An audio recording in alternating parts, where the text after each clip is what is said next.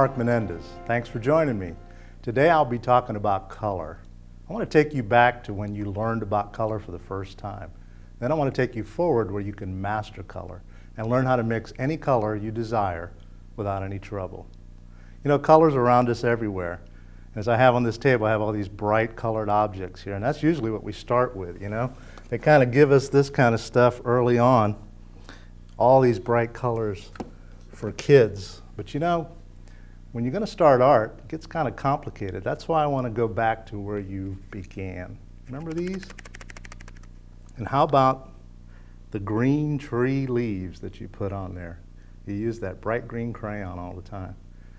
We're going to learn about how to get the exact color. And if you look behind me, you'll see that there's millions of colors to choose from, not just these 8. So one of the things that I'd like to do is to get you to get beyond these limitations and to learn how to use color, especially what's available from your art materials store. Because when you get there, if you're just beginning to mix colors, it can be quite confusing. So I want to help you through that.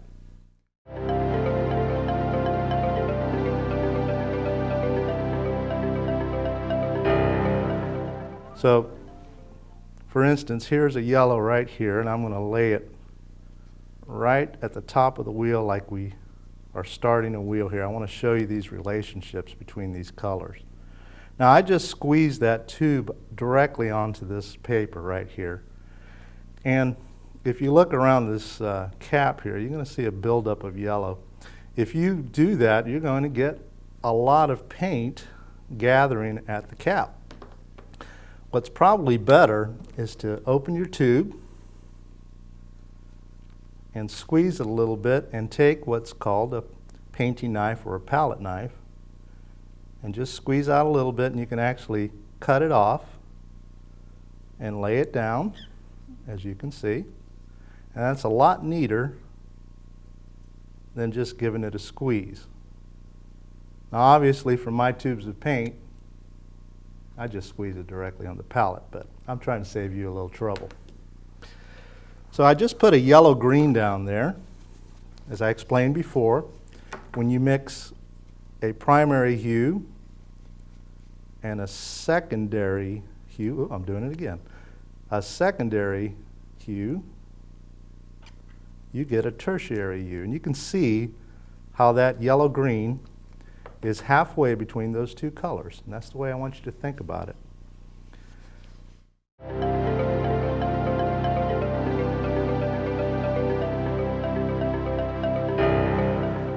So in those days, they would use a lot of the earth tones. Now there's generally 2 types that you'll find at the store. And by the way, you won't see the earth tones on the color wheel at all. Not on this side. They're not hues. They are actually tones. And we're going to talk about that in a moment. There are many earth tones that are available. We talked about ochre. You can find yellow ochre, which is a beautiful, bright, mustardy color, kind of like the kind of mustard that's stone ground. And then you have burnt sienna, which is a very reddish earth tone.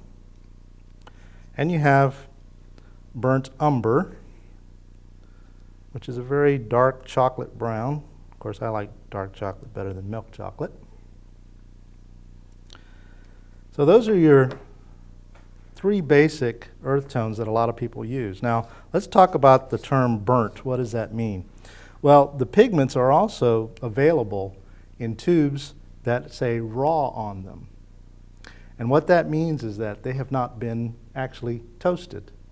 They would actually take the soil and put it in an oven and darken it, but it also would bring out the reds in that pigment as well. So for instance, raw sienna is a little bit more, in fact, it's almost like yellow ochre. Kind of looks like this right here. I'm going to actually mix yellow ochre and burnt umber together, and it will replicate raw sienna. Kind of looks like that. So that's raw sienna, and it would be right here with the burnt sienna. So when they toast it, it actually gives it a reddish appearance to it.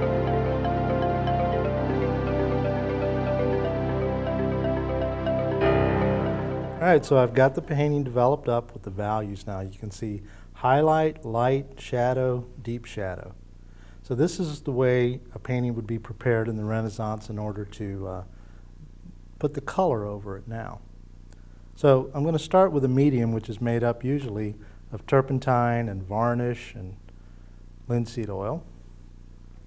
And then the artist would take perhaps an earth tone. We talked about earlier how the earth tones were so popular during the Renaissance.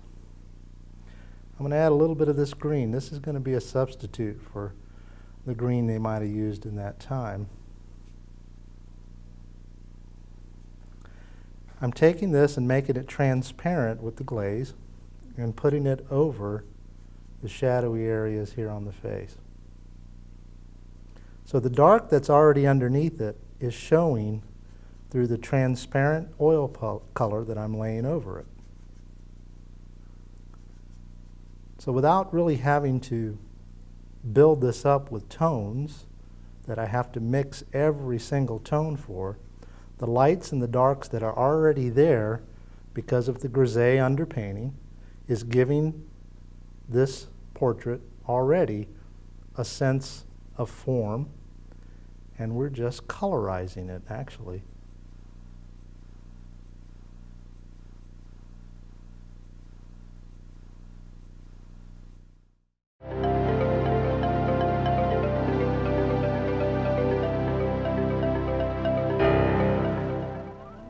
But within light and shadow, you have two accents.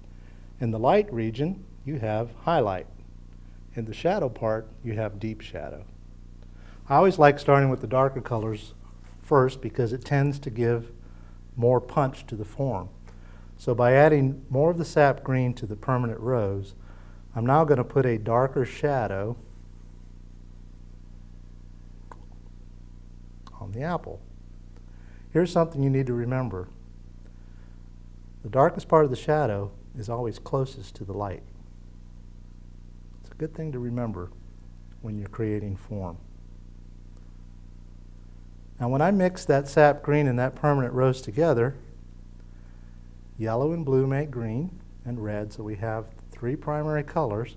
Whenever you get those three primaries together in equality, it turns to mud. It's almost identical to burnt umber.